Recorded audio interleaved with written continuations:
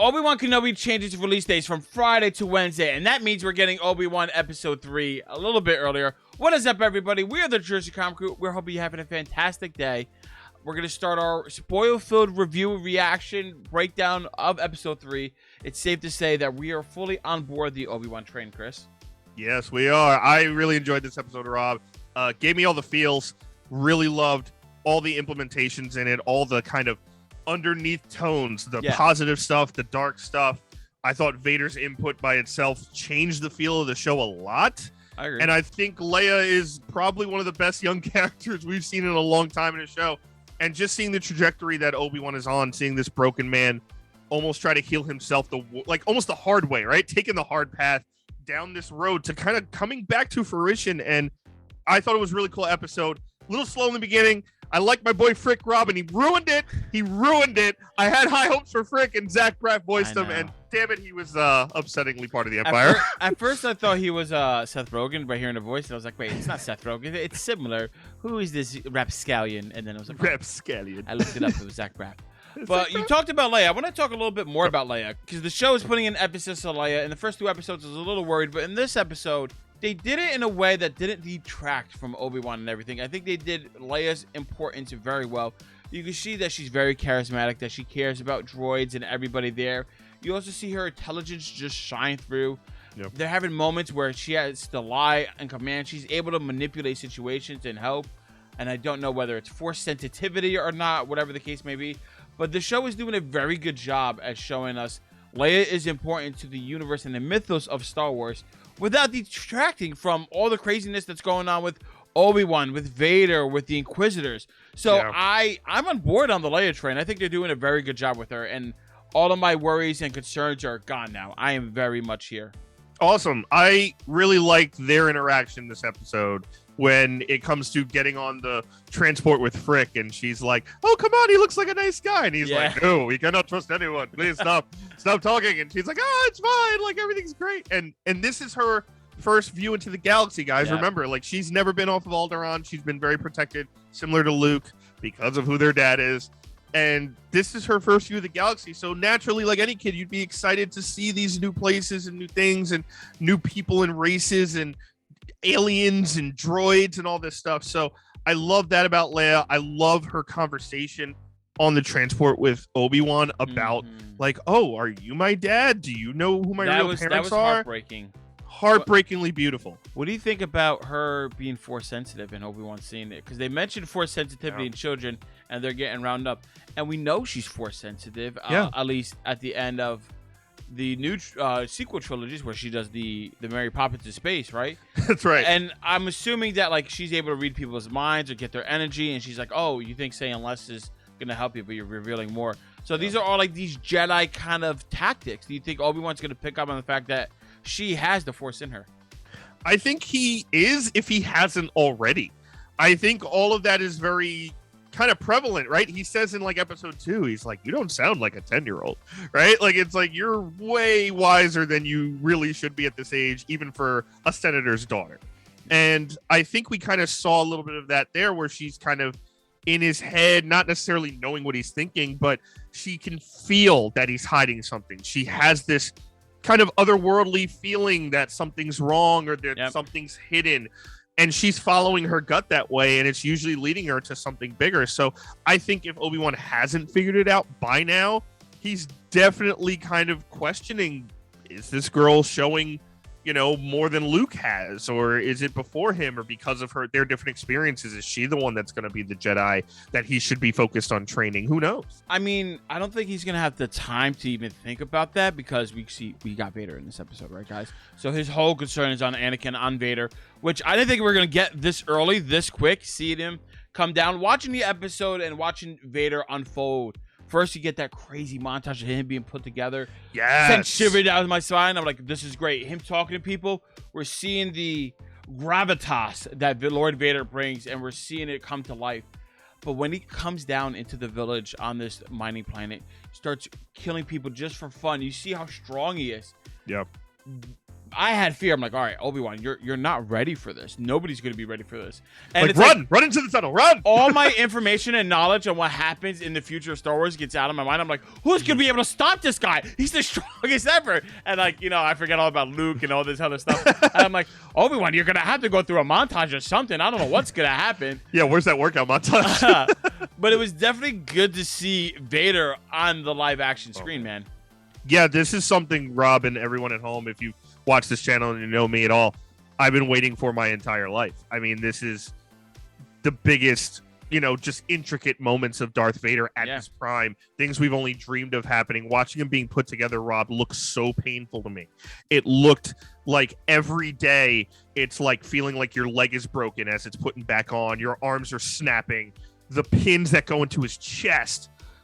All those things to help him breathe, to help him, not just that, eat, get nourishment, probably things that help him go to the bathroom. Like, he is basically a walking vegetable with machinery and with just a cognitive brain. And just seeing the terror and fear he puts into people at Prime Vader, I thought Hayden got the walk down perfectly as he kind of went from the focus on Obi-Wan and talking to Reva to like in his Mustafar giant house that's on Mustafar, which is great. And just all the mechanical feel of like the grunt work that it takes for him just to move around. I thought that feel was great. And obviously I loved, Rob, the fight scene that we got with him and Obi-Wan. This first confrontation where Vader is literally toying with him. You could tell. He's playing with him like a cat has a mouse cornered and is just slapping it back and forth. It's over. But he's toying with him. Obi-Wan is just holding himself. So the one thing I love this episode for Vader coming in, but I have a little bit of a sour taste in my mouth for this episode. Okay. Which, it's just strange. I've seen Vader slapping around Obi-Wan and killing all these people. You think I'm gonna love it, right? Like, especially like how strong each hit feels with just one arm. But when it gets to like the end of the fight and there's just the fire between them. Yeah. And he's like, I can't go in there. I'm just going to stare and look off and then walk away. To me, that felt so weird and so wrong because he has been obsessed with Obi-Wan this whole time. And Vader, near the height of his power right here, decides just to turn around and walk away and let Obi-Wan get away.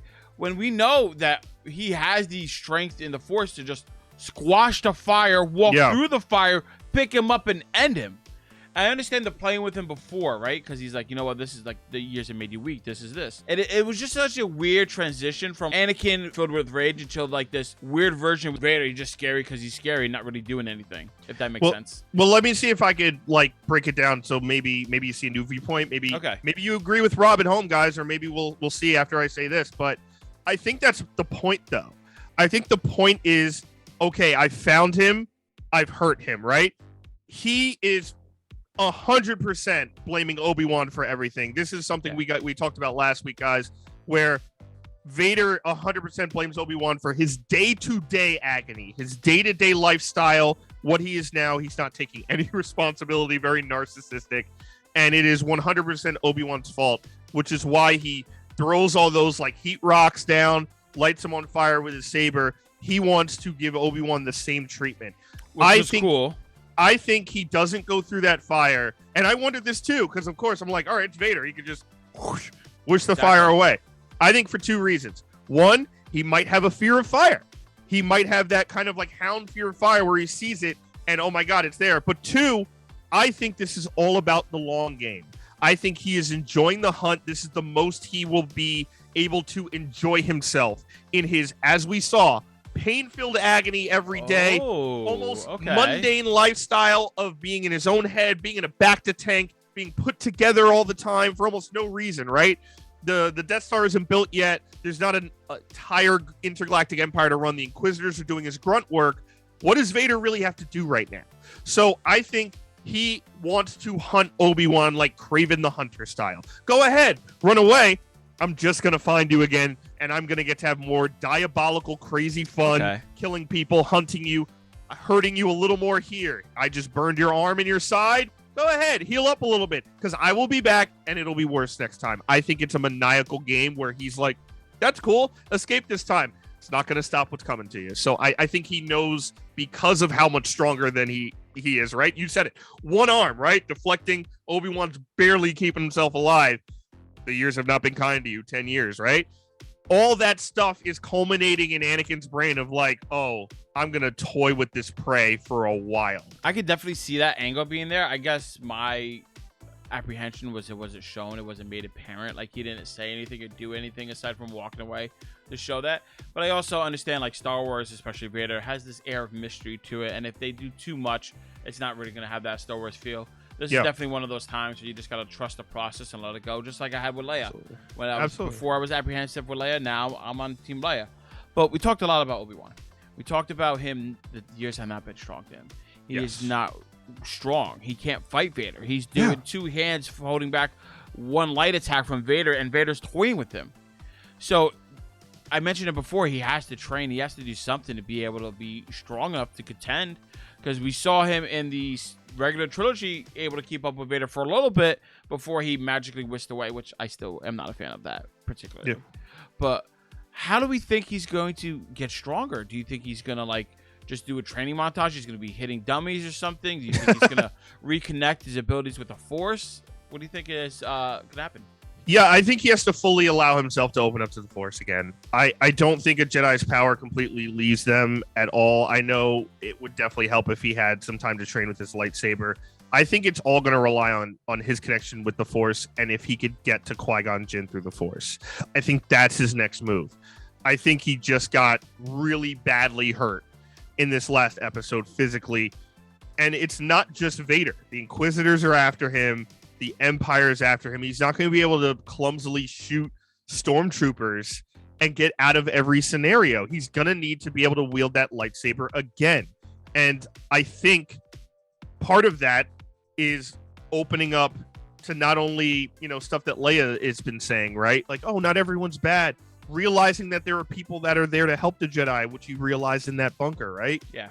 I think all of those things will have to culminate into him kind of accepting this new role that he's never been able to accept because of the self-deprecation, because of the depression, the stuff with Anakin, that he's Vader. All of that has to be released, and I think he gets there through talking to the ghost of Qui-Gon Jinn, which I think will show up. I think that'd be really cool. I think that would be a nice ice cream topper to the cake. Yes. That's the only thing that makes sense, because even before in the prequels, these are not the droids you're looking for. Like, he can mess with people's heads, and he's not doing that now. He's been shut off for the Force for so long because he feels guilty. I think this is going to be the path of him forgiving himself to move forward to do all this other stuff. I would love to see that.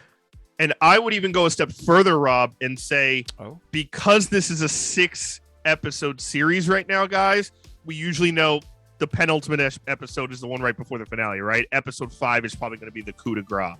I think episode 4 has a big chance of being not only his connection to Qui-Gon, but him rectifying all of his past mistakes and getting over it. Qui-Gon taking him on like a Force journey, per se, through Clone Wars flashbacks, through maybe Ahsoka flashbacks, seeing the stuff as, Anakin grew up, what went wrong, and getting over that so that he can be ready to take on the Inquisitors and Vader in this final showdown to save Leia and bring her back to Alderaan. One last question. Yes. We see Leia is caught by an Inquisitor. Yes. Who works directly for Vader. We might get a situation where Vader sees young Leia. Do we think he's going to know that's his kid, or have any kind of connection? Because I know he doesn't know about Luke, but I do not remember, because it's been years since I watched the original trilogy, and that's on me.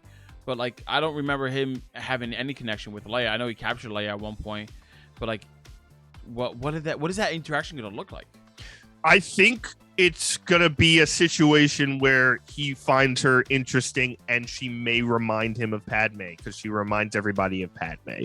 And Leia finds out that Vader is her father when Luke tells her that they are related in Return of the Jedi in episode 6. So there's that scene where they're right outside of the Ewok village, and Luke leaves to go fight Vader the last time. That's when she finds out, but she's met Vader before. Remember in episode 4, right in the beginning when she gets captured, she's like, oh, Lord Vader, blah, blah, blah, blah, blah, makes her like little quip mark, and he, take her away, and she goes into the dungeon, right? So she knows who he is. She has some familiarity with him. Perhaps this is their first meeting, and he is very much like, man, like, I'm not going to kill her because it reminds her of Padme, might trigger a flashback for him. But I think they are definitely going to meet. He's not going to know it's his daughter. Obviously, they can't because of the way the timeline is. But there will be some interesting meeting, perhaps some interesting words there, and he'll be very intrigued that she's not very afraid of him. Well, ladies and gentlemen, that is our review and our take on Obi-Wan Episode 3. Let us know your theories and thoughts down in the comments below. Guys, give us a thumbs up, really helps the channel out a lot. And if you are new, subscribe, turn on notifications. Don't miss any more of our Obi-Wan coverage. And if you miss anything, it's right here on the channel for you. And as always, I'm Chris Heller. That's Rob Moran. We are the Jersey Comic Crew, and we'll see you next time.